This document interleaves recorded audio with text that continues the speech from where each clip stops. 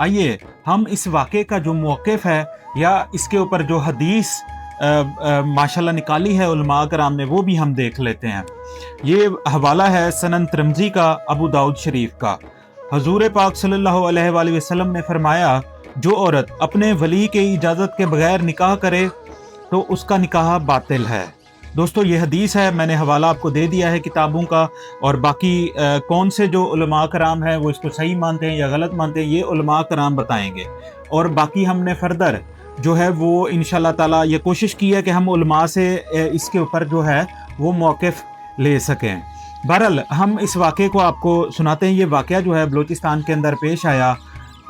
3 गाड़ियाँ जो हैं आती हैं चटियाल मैदान के अंदर, एक रेड डाला, एक वाइट डाला और एक ब्लैक जीप। ब्लैक जीप के अंदर एक लड़का और एक लड़की सवार होते हैं।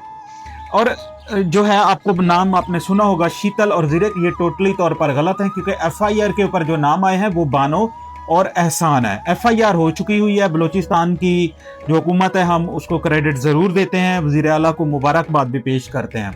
इसके अलावा 11 जो मुजरिम हैं वो भी गिरफ्तार हो चुके हुए हैं। जो मरकज़ी मुलज़िम है जिसका नाम जो है वो सरदार शेरबाज खान बताया गया है। शेरबाज खान वो आदमी है जो कि जिरगे को लीड कर रहा था। इस जिरगे के अंदर बताया जा रहा है 100 से 150 आदमी थे।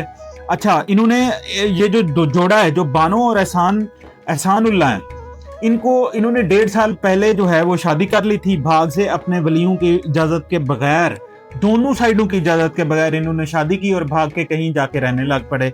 अब उसके बाद धोखे के साथ इनको बुलाया जाता है दावत के ऊपर, और उसके बाद इनके ऊपर जिरगा फिट कर दिया जाता है। डायरेक्ट फैसला नहीं किया जाता, उसी वक्त इनको नहीं मारा जाता, जिरगा बुलाया जाता है। जिरगे के ऊपर इसके ऊपर बहस की जाती है। काफ़ी ज़्यादा बहस के बाद वही बलूचिस्तान की पुरानी रस्म को ही जिंदा रखा जाता है। अच्छा, इसके ऊपर लड़की ने अपने बाकायदा दलाइल भी दिए कि हमने जिना नहीं किया, ये जो आप फिट कर रहे हो हमारे ऊपर, ये जो फैसला हमारे ऊपर सख्त कर रहे हो, ये जना का फैसला है। क्योंकि बलोची रस्म के अंदर तकरीबन जो है वो जना का जो फैसला है उसकी सज़ा मौत है। मेरे ख्याल से शायद इस्लाम के अंदर भी कुछ इस तरह की सज़ाएं ही मौजूद हैं। बाकी आपको उलमाए कराम ही ठीक तरीके से बता सकते हैं। अच्छा, मकतूलीन के असल नाम बानो और एहसानुल्लाह हैं, और जो फैसला सुनाने वाले थे सरदार शेरबाज खान। लाल गाड़ी की जो मलकियत है वो है मलिक अमीर जान की।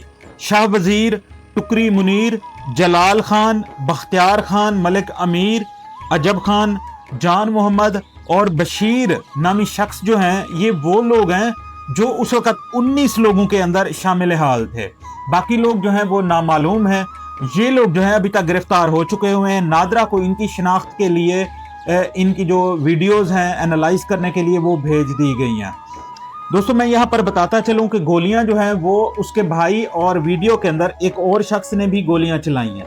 9 के करीब जो गोलियां हैं वो बानो को मारी गई, और जो 11 के करीब गोलियां हैं वो मकतूल शहीद एहसानुल्लाह जो हैं उनको मारा गया, और उसके बाद वो दोनों शहीद हो गए। उसके बाद उनकी लाशों का क्या हुआ, किसने कफन दफन किए, कहाँ पर जो हैं वो दफन किए गए, इसकी अभी मालूमात आना बाकी है। FIR हो चुकी हुई है। तो दोस्तों इस तरह मुआशरे के अंदर एक खौफ व हरास भी फैलता है। तो जिस चीज़ से भी खौफ व हरास फैलता है उसको दहशतगर्दी का नाम दिया जाता है। तो इसलिए इसको दहशतगर्दी की अदालत में आज पेश किया जा चुका है।